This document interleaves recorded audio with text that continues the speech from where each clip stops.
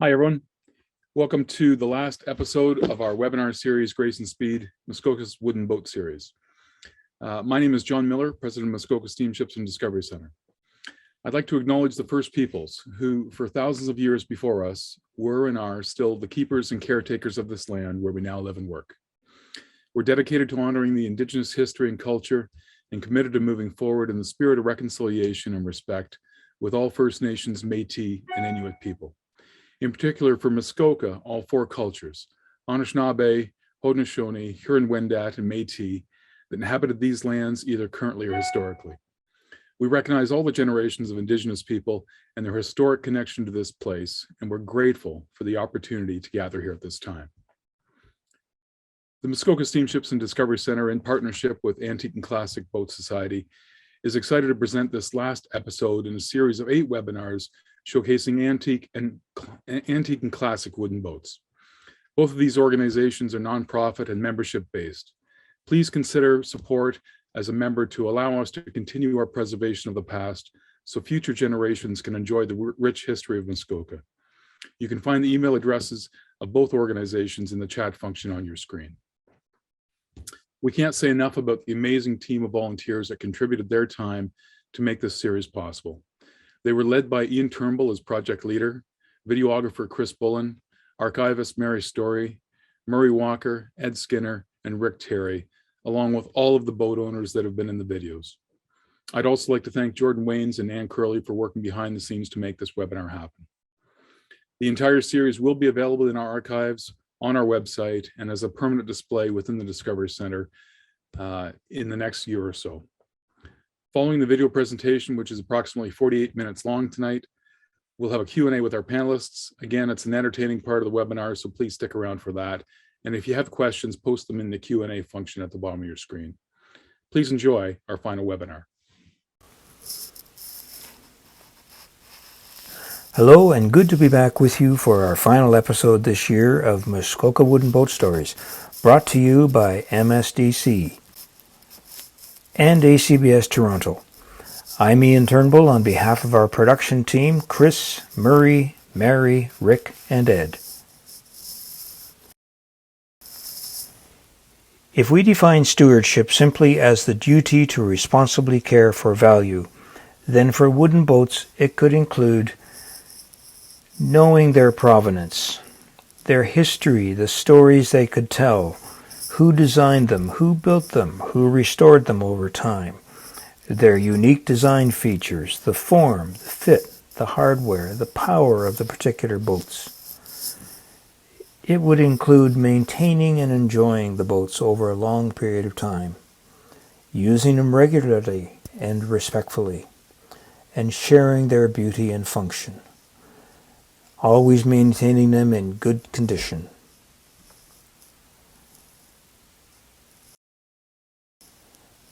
I figure islands are boats' best friends because life on an island relies on boats. Imagine a hotel on an island where the connecting boat becomes a workhorse, ferrying passengers and supplies to and fro the mainland.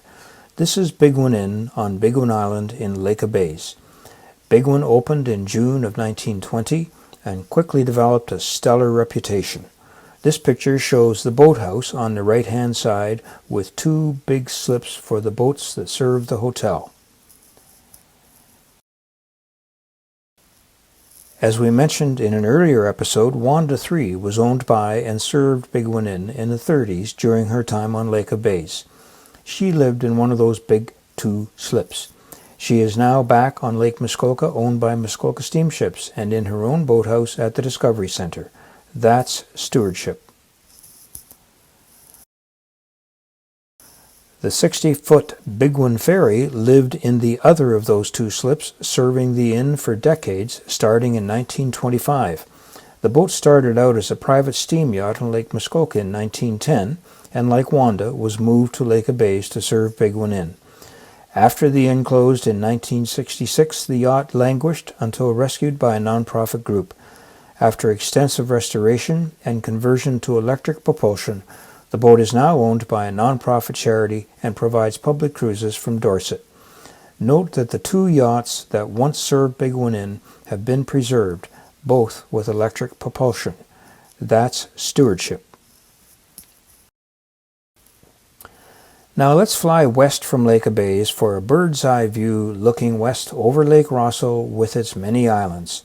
Just beyond the edge of the image on the right stood the Royal Muskoka Hotel. In 1901, the Muskoka Navigation and Hotel Company built Royal Muskoka on what they called Royal Muskoka Island on Lake Rosseau. This was a brilliant business decision, as it gave the company not only the opportunity to market accommodation at their fine hotel, but also to sell return steamship passage from the train terminus at Muskoka Wharf in Gravenhurst all the way up Lake Muskoka to Port Carling, through the locks and on to their hotel located north of Tobin Island on Lake Rosseau. Here's how the navigation company marketed the hotel. The grandest spot in all America. That's a lofty claim. And then lakes of blue with isles of emerald, which was an accurate statement. But as you will see in the next slide, the forests were sparse, as Muskoka had been extensively logged by the beginning of the last century. All but a tiny portion of Muskoka's forests today are second growth. Here's the navigation company's paddle wheel steamer Nipissing at the Royal's Passenger Wharf. Nipissing was built in Scotland in 1887, transported to Muskoka, and assembled in Gravenhurst. She served on the lakes until she retired in 1914. In 1924, her hull was converted to a twin-screw ship, and she returned to service as the RMS Seguin and still steams the lakes today. That's stewardship. If you look in the background in this slide, you will see the sparse forest cover. Today the forest is lush again, and that in itself is stewardship. Here is a view from a balcony at the Royal Muskoka Hotel looking south. That point of land, upper right in the distance, is Wigwasson Lodge. So let's steam south from the Royal Muskoka on the steamer Sagamo with the next stop, Wigwasson Lodge. Here is our bird's eye view of Lake Rosseau once again to help you get your bearings. Sagamo is steaming south, that's from the far right hand side at the Royal Muskoka on this image, to Wigwasson Lodge, located on Lake Rosseau's largest island, Tobin Island. Wigwasson is or was on the east side of the island right under the label. Here's Sagamo at Wigwasson's dock. Soak up the detail in this picture. On top of the ship's wheelhouse is a carved phoenix, symbolizing the ships rising from the ashes of a 1925 fire that burned the original 1906 ship to the waterline. The captain in his uniform and white captain's hat is leaning over the rail, 4 decks above the dock. Hotel guests are gathered on the dock, wishing farewell to departing guests and welcoming new arrivals. This image beautifully captures the majesty of the navigation company's flagship Sagamo, a very large wooden boat, or actually a ship, except for her steel hull. Here's Wigwasson, bird's eye view again, with the main lodge at the center of the property, the boathouse and the dock where Sagamo docked on the shore at the right. And here's the steamer Cherokee approaching the dock, with the launches that served the island hotel in the lower part of the picture. Cherokee has landed at Wigwasson's dock. Her wheelhouse and captain are only 3 decks up, whereas Sagamo's wheelhouse and captain were 4 decks up. Zeroing in on that image of the hotel's launches, we have Wigwasson 3 lower left and Wigwasson 4 lower right. Here's Wigwasson 3, a 1924 ditchburn, at the dock, newly acquired, likely in the mid-30s. In the film to follow, Rick Terry will tell us about the boat's history. Oh, the good times the launches hosted back then. That's Wigwasson 4 on the left, a 1916 37-foot ditchburn. Looks like she has about 22 people aboard, with a swimmer hanging on. And on the right, 32-foot Wigwasson 3. This is lodge owner George Martin at the wheel, cigar in hand, with the launch's 4 bench seats, each full of 4 passengers, which means 16 people aboard, plus a few more, very likely in the mother-in-law's seat forward of the engine. George bought the lodge in 1932 from the Muskoka Assembly Group. The launches were regularly used in waterfront regattas at the lodge. This wonderful image captures the aura of Wigwasson, with the steamer dock and boathouse full of guests as a launch tows an aquaplane with 2 happy guests on regatta day. And another picture demonstrating just how capable the Ditchburn launches were at carrying a load, let alone hosting incredibly happy lodge guests having a good time. That's Wigwasson 3 on the left, competing for the Guinness Book of World Records for the most number of people carried into Ditchburn, and Wigwasson 4 on the right, with another of the lodge's launches in the center. Wigwasson 3 on the left and 4 on the right. This picture of Wigwasson 3 has real significance. The year is likely 1939, and sitting in the front seat of Wigwasson 3 are Earl Terry and Bill Skinner. That's Earl Terry, Rick's dad, on the left with the dark glasses. He was activities director at Wigwasson that summer. Bill Skinner, Ed's dad, is on the right, and he was a key man at Wigwasson, responsible for the launches. Let's fast forward 82 years now from 1939 to 2021. That's Rick Terry on the left and Ed Skinner on the right aboard Wigwasson 3 last summer, with the launch positioned exactly in front of the new boathouse on the land, which is positioned right where the original lodge boathouse once stood. Rick and Ed and I met in the 60s, and we've been good friends since. Much has changed since 1939, but succeeding generations still treasure Wigwasson 3. You may be curious about my preoccupation with the history of Wigwasson Lodge and the launches. I was a lucky teenager who managed to wangle the best job in the world at the lodge in the early 60s. That's me in the captain's hat, second from the right. There were 3 launchmen, and our job was to drive the 2 launches 7 days a week to and fro Windermere, picking up and delivering guests. We also cruised all 3 lakes with lodge guests, to Cleveland's house, to the dances 2 nights a week, to Dunn's in Bala to see guest artists including Louis Armstrong, regular shopping trips to Port Carling, sunset cruises, and late-night trips to Natural Park and Little Lake Joseph for staff parties. This is Wigwasson Lodge as it looked in the mid-60s. Above the boat slips in the boathouse was a large auditorium where dances were held nightly. The lodge opened in 1932, succeeding earlier operations on the site, including Muskoka Assembly, which was home to Canadian Chautauqua, and Epworth Inn, and in the very beginning, Hotel Wascada. The lodge closed at the end of the season in 1966, and the buildings were dismantled by the early 70s. Today, the property is privately owned with a new boathouse right where the old lodge boathouse once stood. The grounds are carefully maintained. We're grateful to the current owner of the property, Brad Gedge, for welcoming us back to his dock to film Wigwasson 3 last summer. And here is the view over the splendid long deck of Wigwasson 3.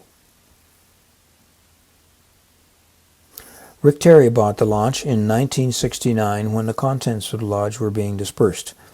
Since then, Rick and his wife Karen and his family have been stewards of Wigwasson 3. That's Wanda 3 in the background. And here's the Terry extended family aboard a few years ago. Wigwasson 3 served the lodge for about 3 decades and has been enjoyed by the Terry family for over half a century. That is stewardship. While we're watching the film of Wigwasson 3, keep an eye out for this moment when Rick and Karen cross the wake. The ditchburn demonstrates the grace common to long deck launches. In the film, Rick and Ed will discuss the boat's history.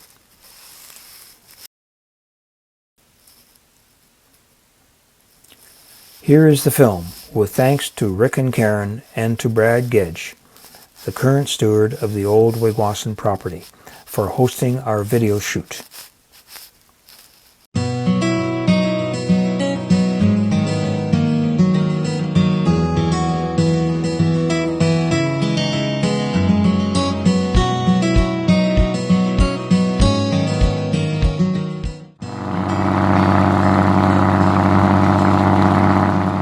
Actually, what I learned from Ed's dad was that the boat sat in a boathouse, the entrance, the south entrance to Skeleton Bay. It had belonged to the Eatons, and the fellow's name was McGee, and we did a bit of research and found out that McGee worked for Eatons. And if you go back to the Ditchburn history, it's got McGee's name written beside that serial number. In some order, the boat was at Eatons for some period of time and at McGee's for some period of time. Wigwasson bought it. In what, 30? I think it was 30, yeah, in around 34, 35. But I don't think when Dad actually started working there full time, because initially it was just hired as a boat driver, Wiggy 1. I think it went up in flames, but I think that's the first boat he drove for. But do you think Eatons did own the boat for a short period of time? I'm going by, Mrs. Veach told me that the boat was named EYE for Edward Young Eaton, and that's the only thing I've got to go on, really. Got a phone call. Karen and I were just married. We were living in Sarnia, and I got a phone call from Alan Moses, who's on the other side of the island, and he became involved with Mrs. Martin in cleaning up the estate and dealing with the boats. So he had both boats, Wiggy 4 and Wiggy 3, and he said, I thought of you, and do you want one? And I said, of course. And he said, which one do you want? And I thought about the bigger one, but I just knew there was too much boathouse, too much boat. So I said, I'll have Wiggy 3. And he said, well, I've got someone to take whatever one you don't want. He'll take the other one, and the price we've agreed on is $1,300. So he said, that's the price. But that was in 1969, and came up in the spring, and the boat was sitting up on timbers. We managed to get it into the water with Norm Strip's help. Boy, did it leak. It did not want to float. We got it going, we used it a little bit, and then there was a great big bang, and the top came off one of the pistons, so we had to change the engine. And through that summer, Karen and I literally built that boathouse. Well, built the docks and the cribs and everything for it.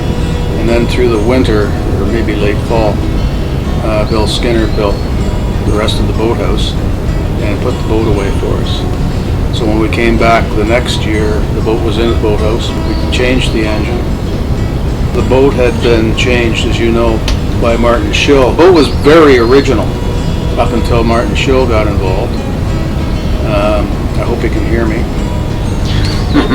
And so he took out, so the original instrument panel was taken out, the seating was all changed, and it was all white naugahyde upholstery and a white naugahyde top, and it looked ridiculous. So we took all that off and tried to get it back to as original as possible. For a long time, we kind of exhausted our resources, so we just had a kitchen chair at the front, an orange kitchen chair. Finally, in 1988, we took it to Duke's. Ed's people put it back to the condition you see it in now, which is, it's still pretty original, but some of the, it would have been nice to have the instrument panel and some other things that go with it. We searched the Wigwasson dump for the hoops, you know, for the top and all the fittings and everything. We searched that dump. So we've been using it ever since, and our son uses it. When we restored it, we figured out that it actually had what they call a one-man top, same as the Shirley one. And I kind of think someone obviously took it off because it was permanent. I guess that Seabird put the Navy top on. Seabird wasn't the only one that used that type of foot, but it's very common. They weren't Ditchburn fittings. And they were Seabird fender hangers. Was that right? Yeah. I was about 5, I guess, and our family came up. It was in the evening. It was darkish, getting dark. And for whatever reason, we landed in at your father's, while he parked the car at your father's, across the road from your father's house, and took our luggage down and got in a small cedar strip boat. And you drove us over to Wigwasson. Really? Yeah, and I was, as I say, I was about 5 and you were, 10 or 11, but old enough to be, somebody I wanted to be. And that was my first memory of being in a boat. Really? In Wigwasson. Well, I guess what I remember is the July 1st weekend, he moved over there permanently because he was on duty 24 hours a day. He'd get the odd night off. We came and had sleepover, but he was there full time right through the Labor Day. He even had a steamer trunk that he had to goodies in. That was the big deal, and carried the steamer trunk down the hill. We went over almost every night.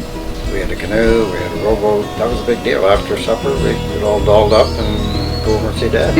And there was always some entertainment going on. Sunday nights had movies. One night was, they called it stunt night, where all the guests would participate, and your dad would organize it, play the piano. The off nights, they always had dance records, or the jukebox. I guess that'd be your dad spin the records.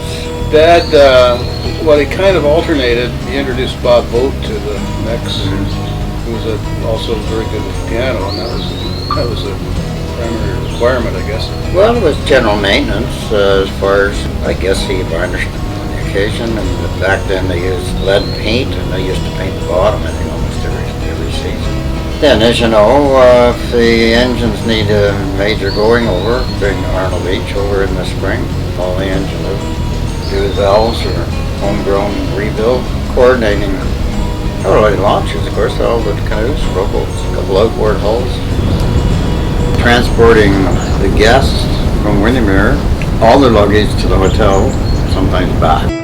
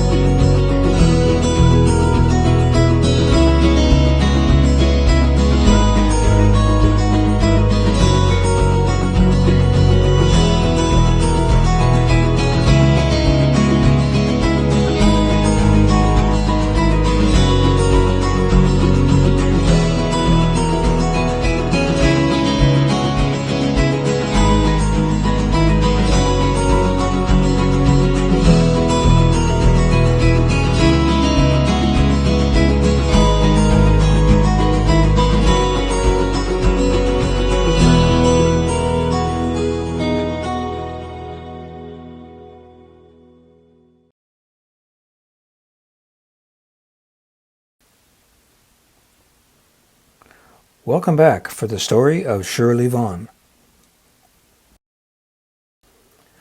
Shirley Vaughn is a 1921 ditch burn, 38 feet long. She was first owned by a cottager on Lake Rosso near Ross Trevor, then acquired by Art Cuff before World War II for use as a livery boat in Windermere. After the war, the business was bought by Basil and Dolly Veach. Norm Strip acquired the business in 1966. And then Tim Chisholm eventually bought Shirley Vaughn from Norm Strip in the mid-70s.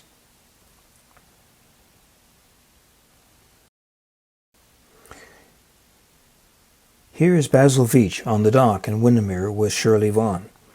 Note her substantial bow light with the mooring rope around it. Remember, though, she was a livery boat. Here's a picture of Windermere Wharf in the late 30s with Shirley Vaughn moored behind Viola.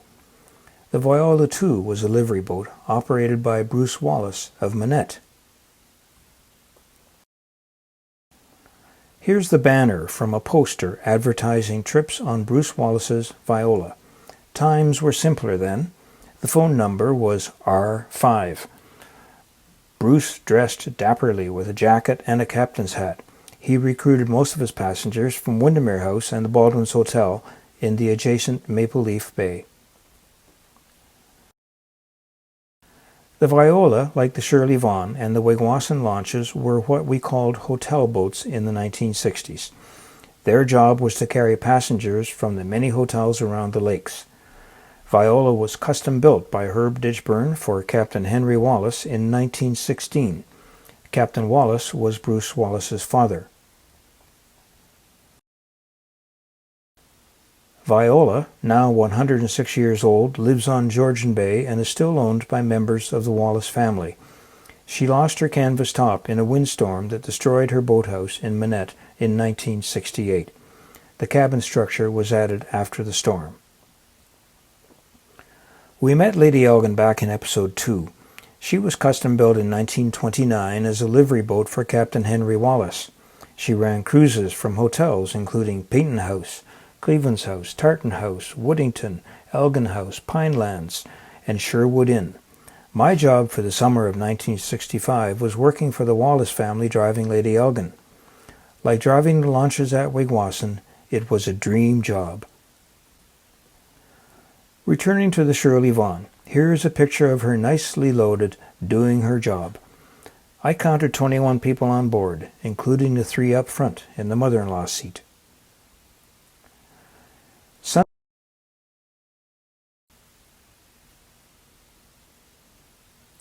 Sunday mornings, the hotel boats would converge on St. John's Church at Marinus, delivering the faithful.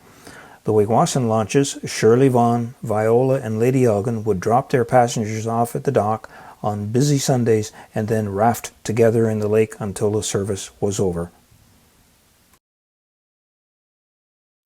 Zooming in on this picture and looking carefully, that's Shirley Vaughn on the left. Then Wigwasson 3 just in front of Shirley Vaughn with a life ring on her stern deck.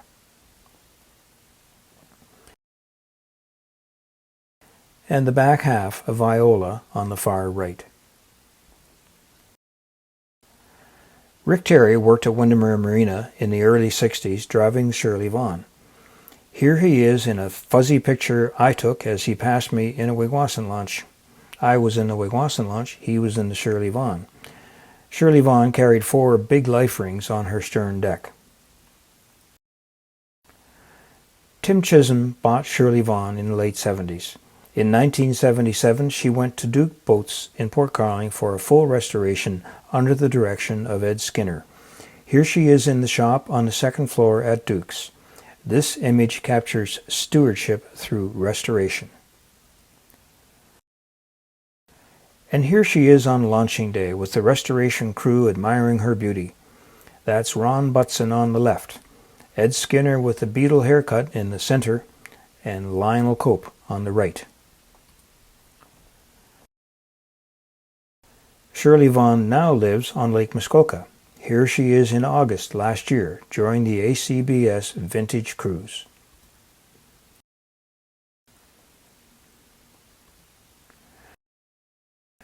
In her 101st year, Shirley Vaughn remains cared for and lovingly used.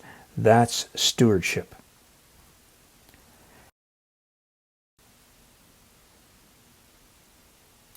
And now we have Chris Bullen's film on Shirley Vaughn. We filmed her the same day we filmed Robin Adair, which we covered back in episode 1 of this webinar series. You'll quite often see Robin Adair in the background with Chris and Louise Craig.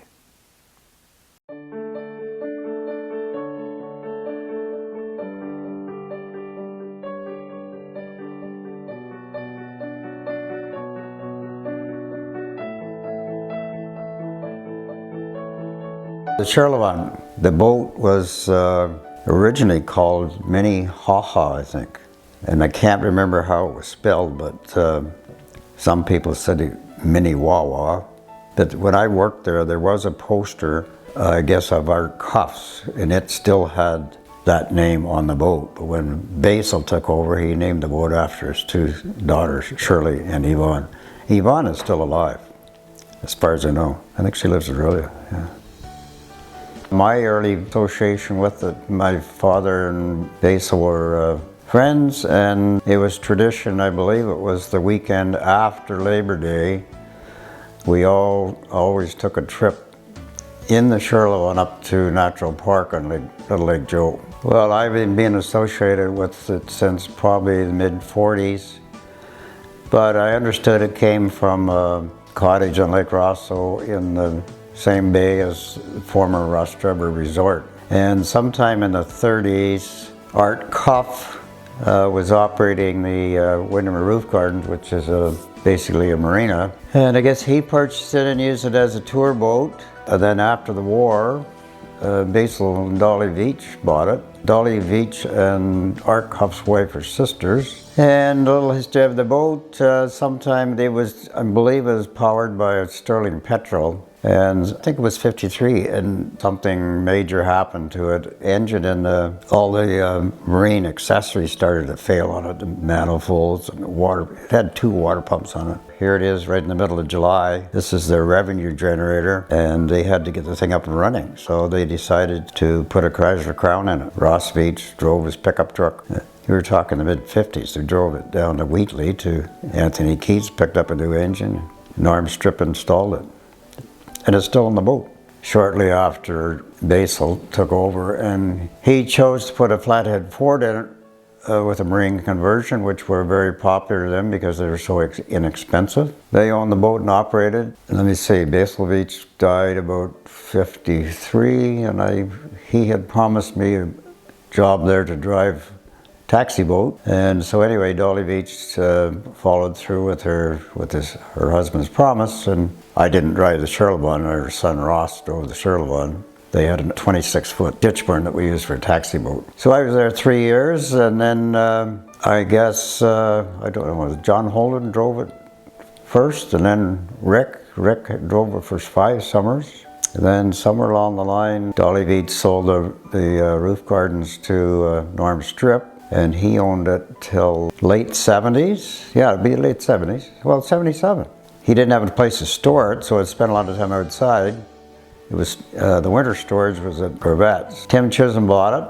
I think he used it that summer, and then he brought it to us for restoration, which, matter of fact, was our first restoration. It was a complete restoration, new bottom. Someone had put a forward cockpit in it. Actually, it was large enough for 2 seats. And when we were doing the restoration, well, actually, first of all, we put the bottom in it, and then the decks were so weathered that we had to replace them, and that's when we discovered that the cockpit had been added, and so we put it back to the original configuration. Interesting note, that was the first year that we had Dukes, and they only had 2 employees, Lionel Cope and Ron Butson. And I know that, you know, the normal procedure, we stripped the interior out of it, so all you were left was a big canoe. Ron ribbed it first, and then he and I turned that boat up on its sheer. And he braced the hull first, of course. And he just put the chain on the, I guess he'd taken the garbage out of it, or he just cut holes in the garbage planks and put a chain, 2 chain hoists, and he and I rolled that thing right up on its sheer, 38-foot boat. And he blocked it, and then he carried on, put the keel in, and part of the bottom of the transom and stem, and then planked it part way out, and then he could roll it down till he did all the bottom planks, and we just took and rolled it, same thing, we just took and rolled it the other way, and he finished planking it. Bob Purvis, I guess, had arranged a boat show at the Muskoka Lakes Golf and Country Club, and we got it out of the shop, I think, about a week before, and we went on to restore lots more. So he owned it until after his death. I sold it to Ken Rucastle, and that's where it lives today.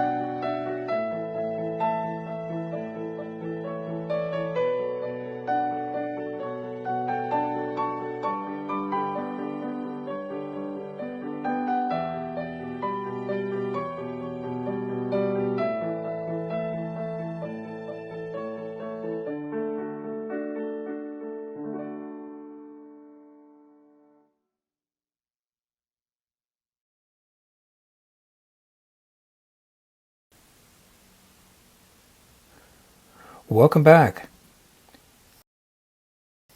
We move now to our final film in the webinar series, an interview with Megan Walker. Murray told us the story of Clary 2 in episode 5, but in this interview we hear his daughter Megan's perspective on the joy of wooden boats. It's hard to hear me in the background asking questions, but Megan's articulate answers leave no doubt as to the subject. With special thanks to Megan.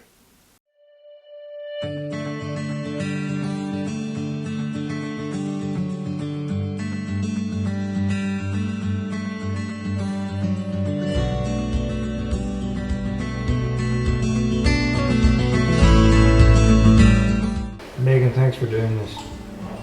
Oh, it's my pleasure. Tell us about your earliest memories, your very first memories of wooden boats.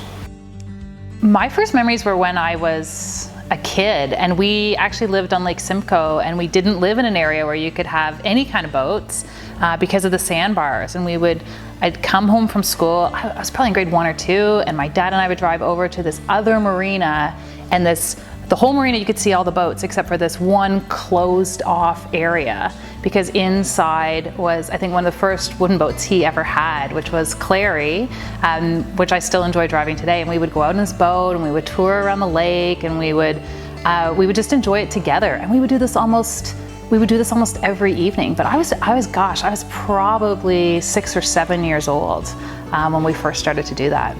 What is it about Clary that speaks to you? Well, I feel like she and I have grown up together in some ways. So, I mean, definitely my first interaction with a boat. And that was the wooden boat that I learned to drive first, all 37 feet of it. And I think that was part of it, is that it was the boat that I learned to really handle a boat on and be out on the water in. And I feel at this point I know her pretty well. Do your children, you've got 3 children, do you think they'll develop the same interest? Well, they already have developed the same interest, which is amazing. So, for us, boating the boat is just the vehicle for us to get together as a family. It's not, the boats are amazing, and the history of the boat is amazing, and we additionally get to have this opportunity for us to all hang out together. And so I think that's the thing. The kids can rhyme off a few things about the boat, and they know a little bit about the history, and they love going fast, and the wood is different, but we get to do it together. And I think that's one of the key elements, is that, Clary was not it was not a sea-doo. It was not one of these things. It was a solo transporter on the water. It was something we had to do together. And I think that, that's where some of the most important memories have really emanated from, is the opportunity for us to do this as a family. What is it you think would spur the interest in your peers out there in a big, broad world, in the maintenance of and the acquiring of wooden boats? Well, I think part of it is just, the thing I find most fascinating is something happened in my own life where all of a sudden I was really interested in understanding more about where we came from and more about our history. And so, I think it's 2 parts. Yeah, it's amazing to see them out on the water. It's incredible to actually step back and appreciate the craftsmanship and, how do we put wood together in this way, and why don't we see screws all over the outside of the boats, and to really appreciate and contextualize modern boating to, wow, look at the engineering and the artistry that went into the history of these particular boats. I think it starts with making people aware of that piece. And then, like I said before, there are the boats, which are beautiful, stunning works of art. And then there's the opportunity to be able to enjoy them together as a family. And I actually think it's the coming together of those 2 elements that is sort of the secret sauce. We can put art on our wall and it's there and it decorates and it's all those things, but this is almost like living art that we get to experience together. How long do you think the living art will survive in the generations into the future? What's it going to take to make the boats live forever?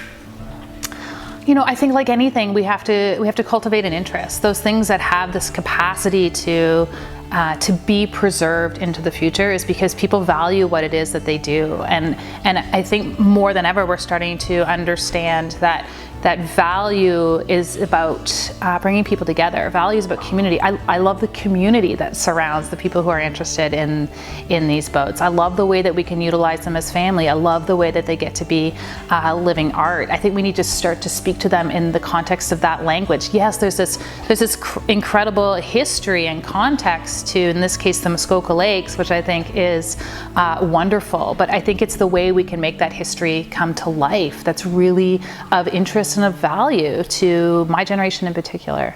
Do you often think about that aspect of history? You're out there in a boat, whether you're going fast or you're going slow. Does it occur to you that, gosh, people were doing this 70 years ago, 80 years ago in this boat? Yeah, a little bit. And again, like as I got a little bit older, and it was interesting because Clary, this boat that I grew up with, is the same age as my grandmother. And so that having that context, and the kids would be like, well, how old is it? And I remember this as a kid, I couldn't contextualize age, like I couldn't put this on a timeline. And I said, this boat that we're in right now is the same age as Grandma Dorothy. And they're like, whoa, like she's experienced all these things, she's seen all these things. And then they got to start to imagine. They're like, oh, that was a whole different era. Then this was happening at that time, and this was happening at that time. So we started to place the timeline of the boat against the timeline of history. And suddenly there was context for them to start to understand. And that's the part that's really incredible. We see old cars on the road and everyone stops. They're like, oh my gosh, look at that old car. There's something so compelling about being able to ride in a boat from that same context. Going slow or going fast? Oh gosh, if I had to pick between going slow or going fast, I'm gonna pick going fast. Like there's nothing better than the wind in your hair and appreciating the power of this boat. I mean, a lot of these boats are old and they can move. Like the engineering, when you lift them up and you see the bottom and all the things that go into developing and provoking speed, it's amazing. I'm gonna pick fast. One of the things that has really struck me in engaging in this hobby and in this experience is the opportunity to introduce my girls to boating. And I have been very aware for much of my life that there's not as many women who are in these boats, and I don't know why, because it's super fun. You get all the joy of all the speed the same way we would enjoy being in a car. And I think that's one of the things that I enjoy most with respect to my girls. This amazing capacity to sort of cultivate their interest, but at the same time give them the responsibility and opportunity to take the boats out on the water themselves. So, I was given that opportunity when I was 10 years old. That's when I started to drive Clary and take Clary in and out of the boathouse on my own. It made me a better driver in a boat. It made me a better driver in a car.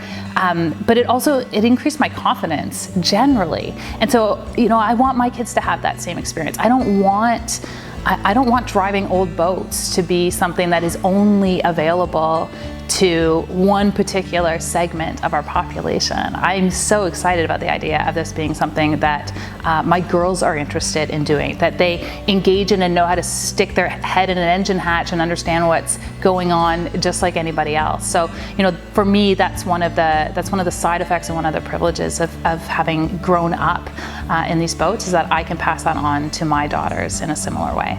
One of the things that, in my work that I talk to people a lot about is I ask everyone, what's your hobby? What do you do for fun? And I'm amazed at my generation. They look at me and they're like, well, I go to my kid's soccer game where I do this. I'm like, no, but what do you do for fun? And one of the neat things about these boats is that yes, you can enjoy them on the water, but the preservation of the boats and the ongoing maintenance of the artistry is also something that can fall to the owner. I know people who just, they love in the winter, they have this place where they go and, they're varnishing this board or they're adding to this board.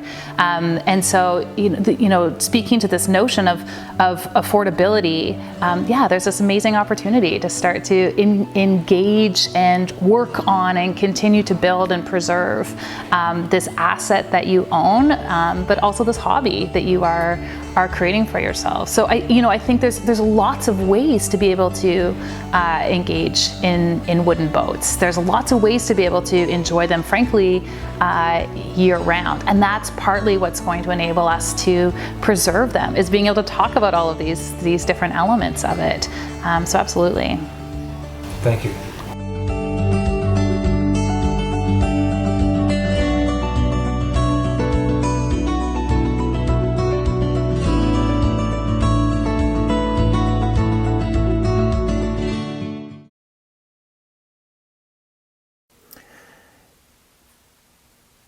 In this final episode of the webinar series, I get to make some closing comments.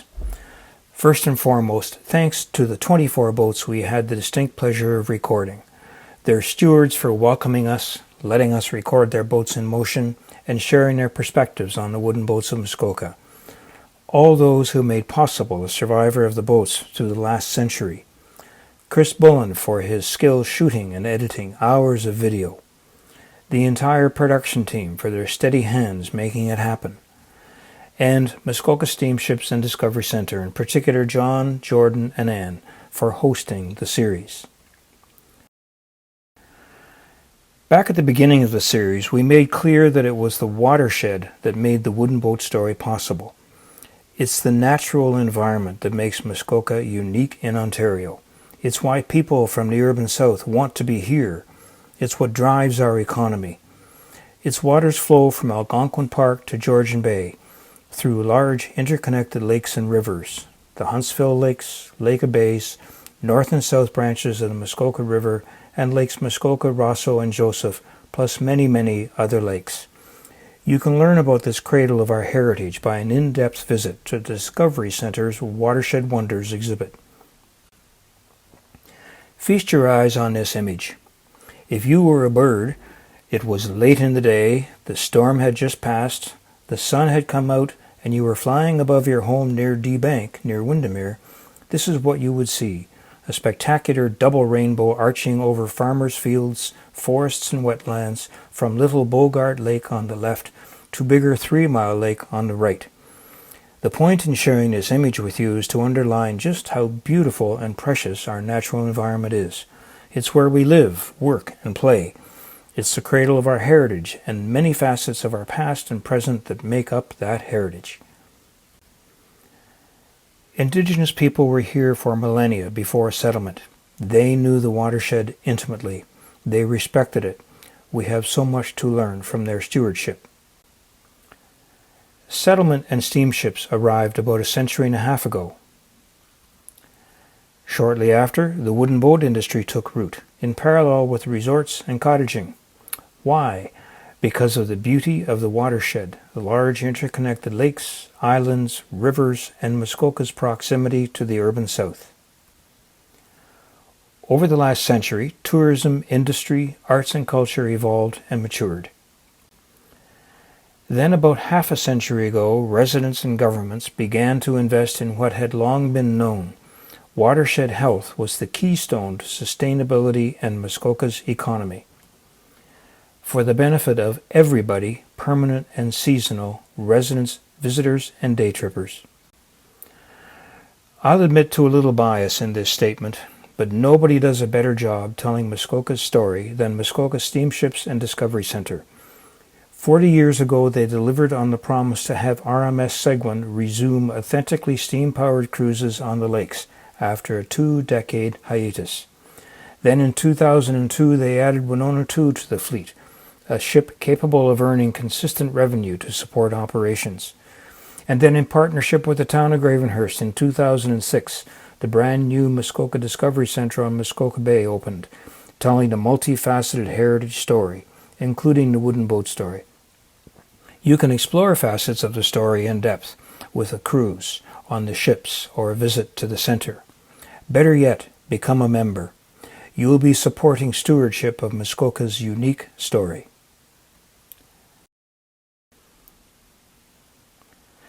Till we meet again, happy cruising, and I think you've got the message by now. Remember, wood is good. What a great ending to an incredible series. This has been absolutely incredible. And we have lots of really good questions tonight, so we're going to get over to those. The first question is regarding seabird boats. So this gentleman is doing some research on his 1936 seabird boat, and he was just curious as to why the seabird has not come up in this series, and if anyone can help him out with support on finding out some history or research about his boat. We've not been able to answer all his questions internally, but so any seabird experts he might be interested in speaking to. And I think the answer is that we were focused on a specific type of boat the larger, more significant boats. And I'm sure maybe in the future we'll be doing work on Dukes and Seabirds as well as Gravettes. Great. So the next question is a two-part question. The first part is, did the boat builders build boats based on an advance order, or were they built based on the hope they would be purchased? Well, Oh, generally they built them to orders, but, oh, sorry, go ahead, Ed.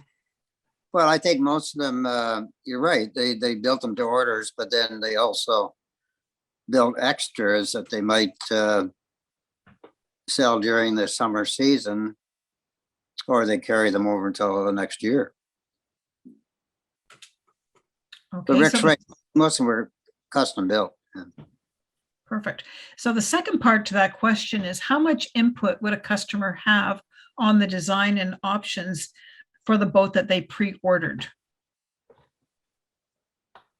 I would say they would certainly be engaged to, say, for the seating arrangement or the color of the upholstery, deck fittings, and that sort of thing. Yeah. Actually, And I know that, sorry, Wiggy 4 that Ian referenced, that basic hull design, they made from as short as 34 feet to as long as 37. So they could actually move the molds and change the length. in the archives, there's some very good documentation on ditch burns and other boats, but you can see within the specifications in the contract signed between Ditchburn and the person the boat was being built for, some of those things set out, and you can see a very distinct difference. There's a wonderful document dating to 1916, which is the contract for the building of Viola for Captain Henry Wallace, and it's just the detail is phenomenal. You don't want to know how much the boat cost. I think it was in the range of $1,500. Okay, so do wooden boat owners often trailer their boats to boat shows and cruising events? That's a question for Chris. He knows all about it. Many people do, and many people don't. The big long launches are rarely trailered because they don't like to bounce along the highways because they're not structurally made to handle that. But a lot of the smaller boats travel all over North America. Right. How does an owner or restoration business know what is the authentic way to restore a boat?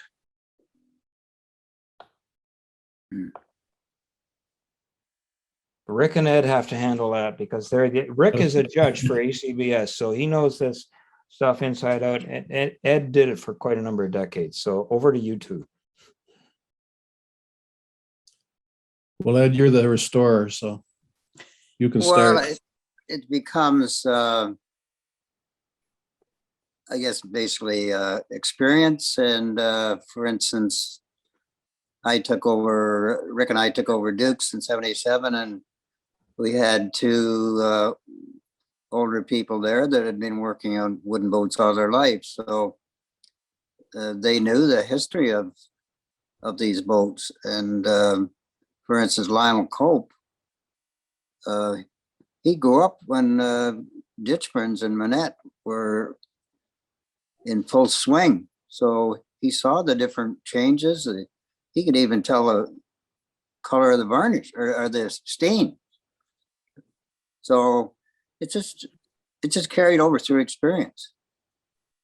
And in the case of judging, again, both Rick's done it longer than I have, but there again, it's just experience being exposed to different boat manufacturers. And yeah, it just comes down to experience. Like, what do you think, Rick? Well, the other thing I would add is sometimes when we judge boats in the US, people will come with the boat. They'll have some information like a sales brochure, so you can get your colors and some of the options from those and other literature. So there are resources around to, not so much for a ditch burn or a minette, but for Chris Craft certainly. Absolutely.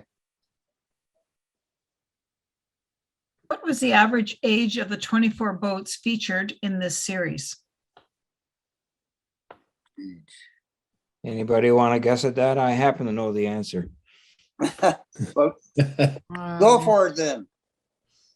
The average age of the boats featured, all 24 boats, if you add up, if you specify their ages and average them, the average age was 94. So we're looking at boats closing in on a century of experience, and none of us are that old, so they know more than we do. So this next question might be for you, Rick. It says, why does Wiggy 3 have an Aurelia registration 30E19? That might be a better question for Ed, but I think that a number of the boats, was that maybe the first registry office, Ed, in the area? When they were commercial vessels. And I think that could have been Coast Guard, Canada Coast Guard. The other registration didn't come in until early 50s. It's mainly because they were commercial vessels. Okay. That makes sense. I remember the Coast Guard calling at Wigwasson when I was there to inspect the boat. And they were reasonably rigorous in their inspection way back then. So that sort of fits it. Yeah. Did they come when you had 20 people in the boat, Ian, or? No, no, very grateful for that. They didn't catch any of our wild shenanigans. When they watch the video, they might see it now. So the next question is, it's regards of selling a 1946 Billy Johnson runabout. So what is the best way to contact or to get boats sold? So maybe Chris and Ed, and they can answer this question. Well, we have a website, acbs.ca, and if anybody needs to list a boat, they can send them to me. They have to send them, and they can send them through the website at info@acbs.ca. One picture and the info of the boat. If you're a member of ACBS Toronto, it's free. If you're not, it's $30, and it'll stay up for 2 years or more, unless we change the website. But we promise 2 years. Okay. And I have a website, and so does Port Carling Boats. Then you move into the American brokers. Okay. So we have a question about why there was no mention of outboard boats, as many consider this as an entry level to the boating world, and just wondered if that's why it wasn't mentioned. No, there was no particular reason for not going. There is no reason, as Ed said earlier, for not going to the wide range of boats that are in fact out there. What we tried to do was to capture some of the older boats in Muskoka, some of the bigger boats, and some of the boats that have been fairly widely acknowledged as being, I think Murray used the term one-off and pretty special. For example, Eaglet 2. One of our primary objectives here too is to document those boats for the archives at the Muskoka Steamship and Discovery Center. So we really wanted to get the video done. So that was our primary focus. But you'll notice we did not cover utilities, as Ed was saying before. Gravette, Duke, Seabird, there are many, many boats we didn't cover, all of which says we got a lot more work to do in the years ahead. Great. What is the purpose of the horn on the front deck of Clary 2? I guess it's to tell the person who's winning the race to get out of the way because she wants to across the finish line. I don't know. The boats all had horns. I remember Wiggy 3. Rick is still. There's a picture I have of Wiggy 4 with 2 horribly ugly horns mounted on the windshield. There seemed to be horns, but I don't remember using them. Rick's gone. Rick will come back. I think he's just lost his internet for a bit. Okay.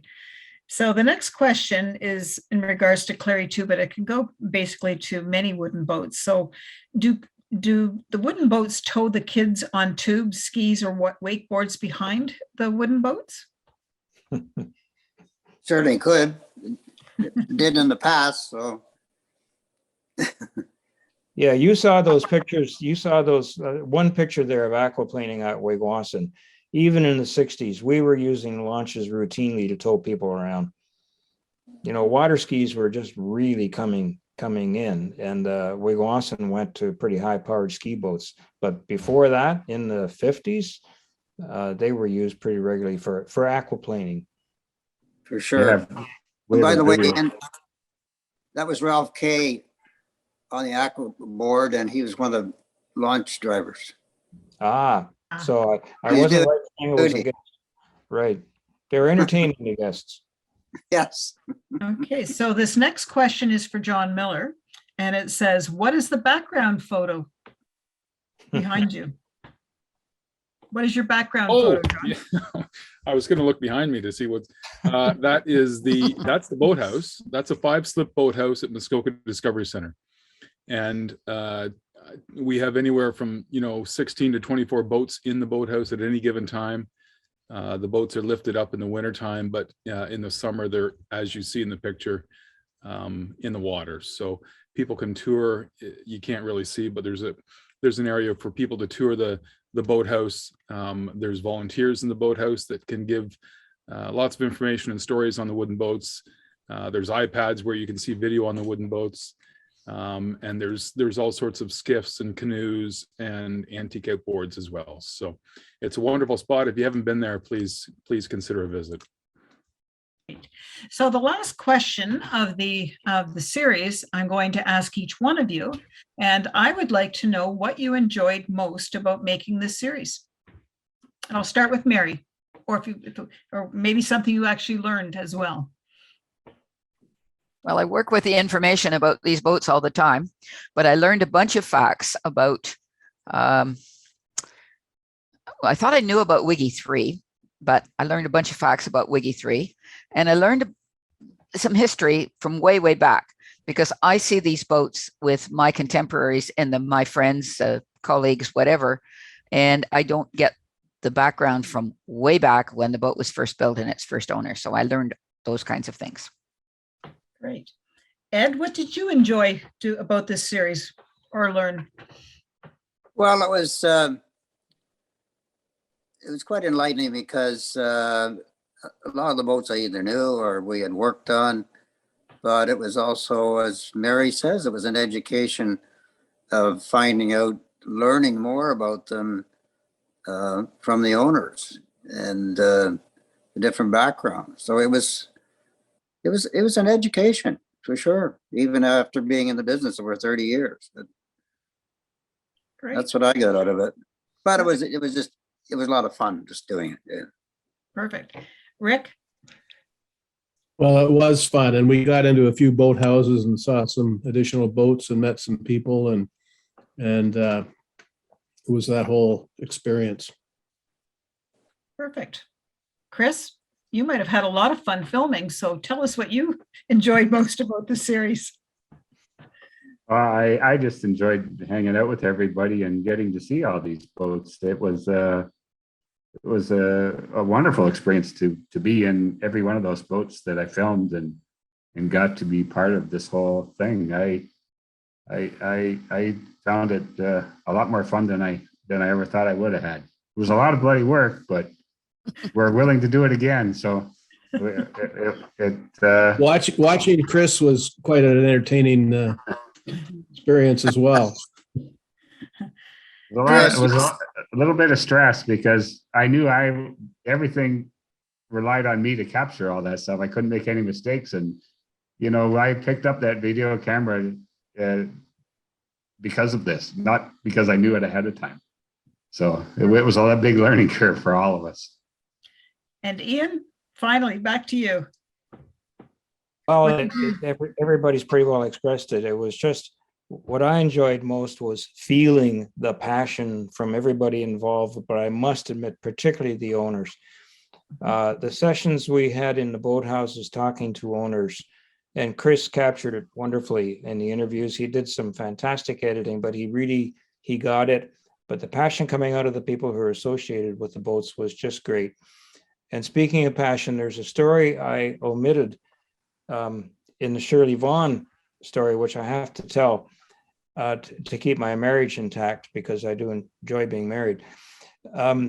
Rick Terry and I were sitting in the roof gardens, which was referenced in the film, one night in June 1965, and a whole bunch of new waitresses had arrived at Windermere House. And Rick had a call to take the Shirley Vaughn over to a cottage on Tobin Island, and he turned to me and said, do you want to come with me? Why don't we invite a couple of the new waitresses to go with us? So we had a look, and I went over and said to Diane, who's currently my wife, and said to her, do you want to go for a ride in a big boat? And she said yes. So we rode in the back seat of the Shirley Vaughn in June of 1965 over to Tobin Island back, and that was the beginning. So thank you, Shirley Vaughn.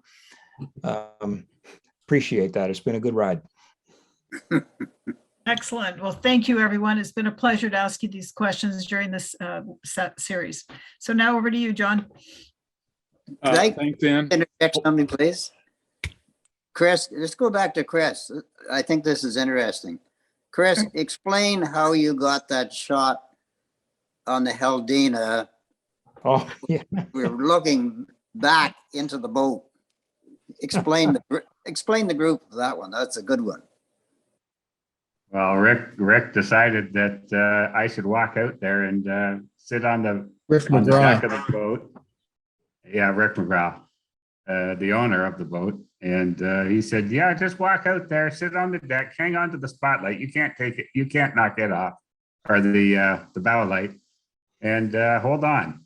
So that's how we ended up out there. That was all the owner's idea. Not, I never would have asked an owner to walk out onto the end of his deck over the engine hatches and sit on the deck. But he was a good sport, and we had a lot of fun filming that boat. Thanks. Yeah, great story.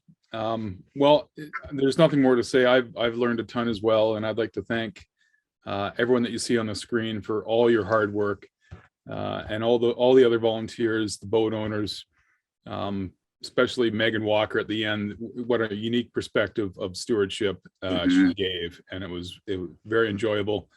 And just the stories that these boats come with, they connect us to the past in a lot of ways, and I just think it's wonderful. So, and ACBS as well, I'd like to thank them. So, as I said at the beginning, please consider membership to either organization or both, and just know that among other initiatives, you're supporting the stewardship of these boats and the wonderful Muskoka stories that come with them. So. We've got over 2,200 views on our YouTube channel now of this series. So it's been a huge success, and we've enjoyed it immensely, and it'll go on a permanent exhibit in the Discovery Center. So everyone will be able to enjoy it for quite a long time. So thanks for watching, everyone, and we'll see you on the water.